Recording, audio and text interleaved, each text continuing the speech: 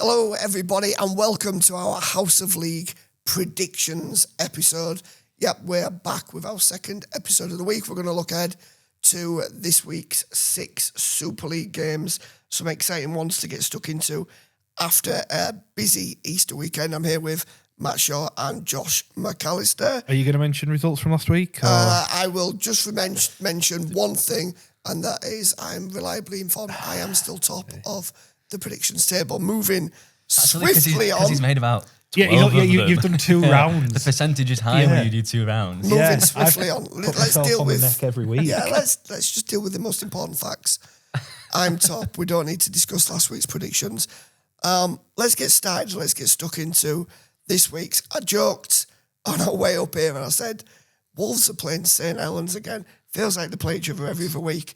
It does. Maybe, I don't know. It does. But Wolves are playing St. Helens again this week. A Wolves team that are 9th in the table against St. Helens, that are 5th, but Saints with their own issues in terms of selection. How do we see this one? I'm going to come to you first, Josh. You seem to have covered most of the Wolves St. Helens games this season. Yeah, I think this is is this the third one? It does feel like, but it feels like it's probably the 17th already. Yeah. As we mentioned, we spoke about the halfback problems. At both clubs really, which will make for interesting viewing on Thursday at the Halliwell Jones Stadium. That's where the game will be decided. It's a tough one. Warrington back-to-back defeats. They weren't good against Leigh. Danny Walker played in the halves. Did you put him back to 9? Did you bring in Ollie Leyland? Has he sent out Ollie Leyland just to get a bit of match fitness at Widnes? Played at full-back to then bring him in. I think he almost, although I do think he's going to keep with it from reading between the lines in his press conference, he's going to stick with Danny Walker. Obviously, at Paul Wellens, it's Tristan Saylor, Johnny Lomax, Whitby. For me, I think I'm going to go. Warrington won the Challenge Cup a few weeks ago, but this time I'm going to go with St. Helens. You won the Challenge Cup, if you're on my word. Sorry. The Challenge Cup tie, the quarter-final tie. Warrington won, but this week I'm going to go with Saints, I think, yeah. Matthew? I don't fancy either of them, to be honest. It could be a draw. I don't think anyone's ever predicted a draw. I mean, 10 minutes of Golden Point. Although Liam Hull. We've seen one this season. I did think Saints, barring Sailor, were all right against Wigan. They were the masters of their own downfall, as the cliche goes, because they were just dropping balls, and it was experienced players that were dropping balls and putting themselves under pressure. They came back into it, obviously, in the second half. Just not sold on Warrington at the minute. They've been finding ways to win. No, begrudgingly, but I'd be begrudging either way I went, I think. I'll go with Saints. Even though Warrington have this brilliant record over Saints, don't they? They've won the last 6. Yeah, and obviously Saints, at the minute, can't beat last year's playoff sides, can they? They've got a terrible record there. I'm going to back Saints to end this awful run against the top clubs and beat Warrington this week. I'm going to go with Warrington on this one, and I fully understand both your logic. I just hate agreeing with you both, and for that reason only. It makes it interesting, doesn't it? I just feel that I think Sam's obviously got a plan.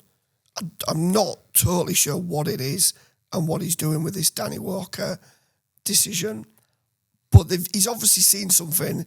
He's got a plan. It didn't work last week. I'm going to back it to work this week and reserve final judgment on it, as if he cares what I think. But if he's listening in, yeah, I'm going to reserve my actual judgment on it until next week and see how they go. But I'm going to go with Warrington and for the master plan to actually work this week. Leads us into Friday. I really like this game. This could be, who knows what this one could be. Leeds Rhinos hosting top of the table, Hull Kingston Rovers. Do we get a shock this week? I mean, the Rhinos have a side that are more than capable of beating Rovers, but which Rhinos is going to turn up? Matt, which one do you think? I think Leeds have been better than people think this year, despite the fact that they're sort of in that middle of the pack, aren't they? I think performance-wise, they've been a lot better than people have given them credit for. Not consistent with it, though. No, there's been a few poor performances. That one at Catalans in particular was diabolical. But they've got a settled team now. They have done for a while. I think they're playing well. I think the pack's been good. I think that's the big thing with KR. Have you got the pack to manage them and go toe to toe with them? I think Leeds do. I think Mikel Arteta's playing really, really well, and people haven't been giving him the credit this season. And I think crucially, Hull KR are going to be without both wingers. Joe Burgess failed his HIA. I can't see Tom Davies playing in the short term. Injuries just biting a little bit. With throwing McAlorum, who's big in these attritional games. We know that Leeds are attritional. I'm going with Leeds. I think Leeds will win the game. Okay. Oh, well, this will make interesting because I think I'm going to go with Rovers. We've tipped Leeds many times.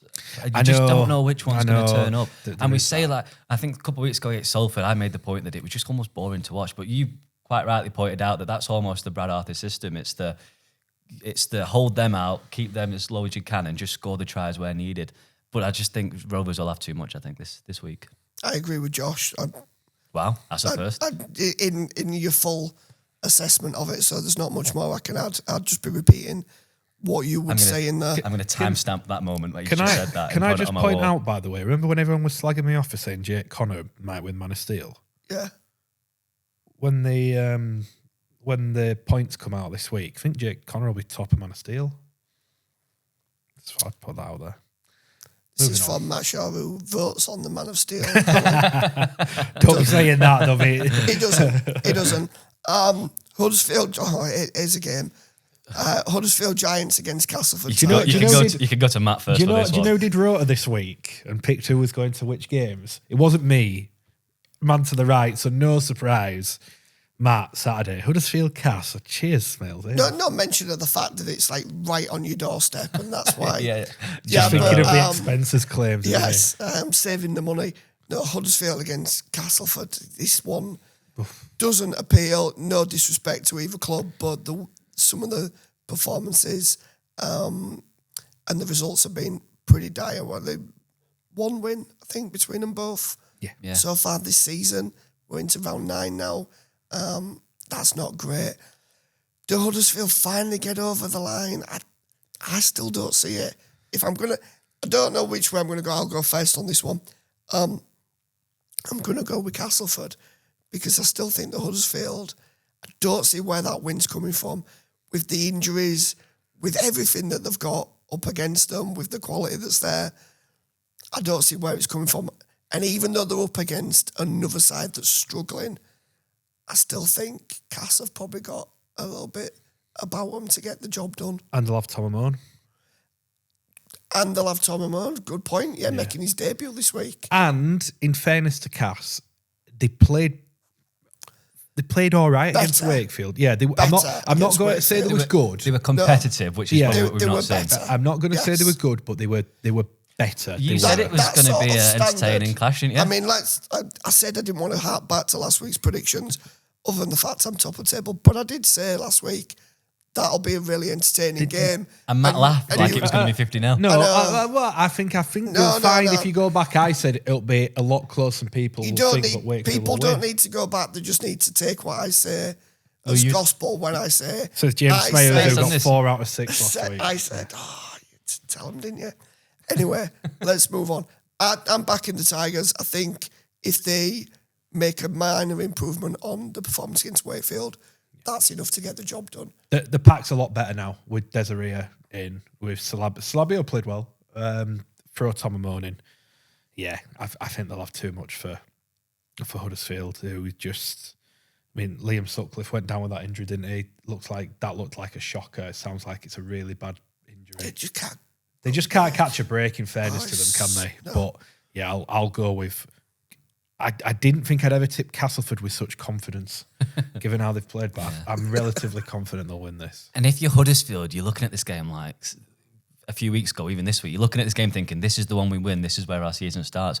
But as you say, it's just hard to see that. It's just hard to see how and where Huddersfield win this one. So I think it's all 3 for Castleford there. Salford against Leigh next. Salford put in a really spirited, is probably the best way of describing it, performance last week against Catalans, going down to defeat back at home against Leigh, who, for those that had watched this week's previous main show, we talked about Leigh being, one of the unsung really stars of this season so far and genuine contenders. With that in mind, Leigh to get the job done. I mean, we're in agreement on that, given the continuing situation it's the same Salford. every week, isn't it? And the fact, let's throw into the fact, we don't know at time of recording, but likelihood is this game's going to be played with questions of have the players been paid and played. Dear I can't get my words out. What's going on? Honestly, luckily people know where I'm going with this. Yeah. There's going to be questions took him 10 around minutes, that game in terms of payment of players. That's going to affect things again. So are we in agreement on Leigh on this one? Yeah, I'd say so. Yeah, and it's so sad, isn't it, to see that again every week we're talking about Salford. Paul Rowley said once everything's in place, he will get them competing again. We just don't know when that's going to happen. It keeps getting pushed back and pushed back. Players not getting paid. We said it before. It's not a rich sport, These payments, they'll depend on for mortgages and every day, like us regular folks do as well. It's a terrible look, and I really do feel for the players. And prediction wise, it's the Leopards. they should be paid on Thursday. My worry with this one is because it's quite a short turnaround between when they're due to be paid and the game. My worry is if they don't get paid, what it means for the fixture. Because I think the players are that fed up now that if they don't get paid, they'll just say they won't play. I do think that now. Hopefully it doesn't come to that. I really, really hope it doesn't come to that. And they get paid on Thursday, as they should be, and we're done. But they're absolutely sick to death of it now, the players.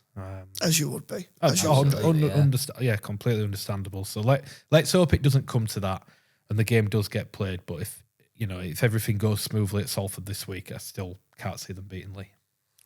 Okay. And one that's difficult in my eyes to call.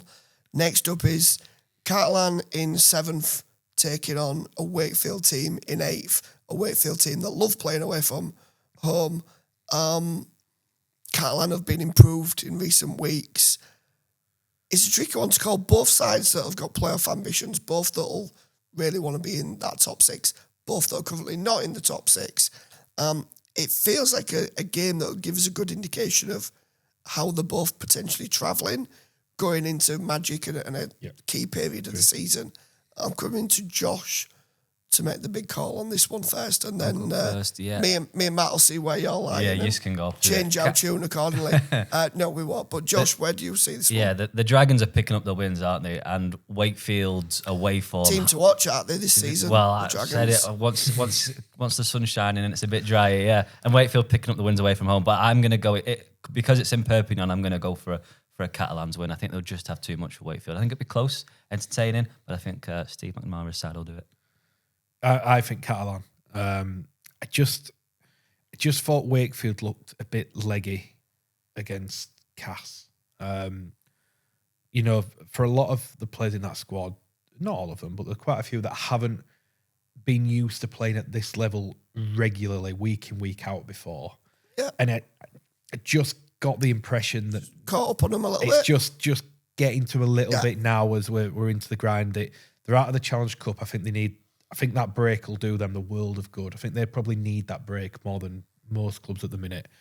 Obviously, they play Cass at Magic, don't they? Which they'll be quite pleased about, I think. But yeah, I think they need a break. I think they're just gassed a little bit. So I'm going to go Catalans this week. Yeah, I agree with that.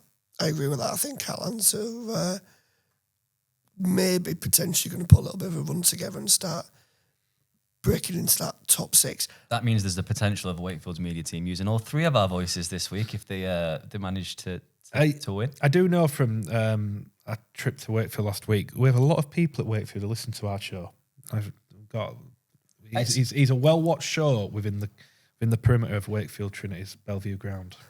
We're just happy that you watch him. We don't care where you're coming from. But friends of the show. We need to get them on. Friends of the show. Well, hopefully we'll go down and do something in the coming weeks at Wakefield.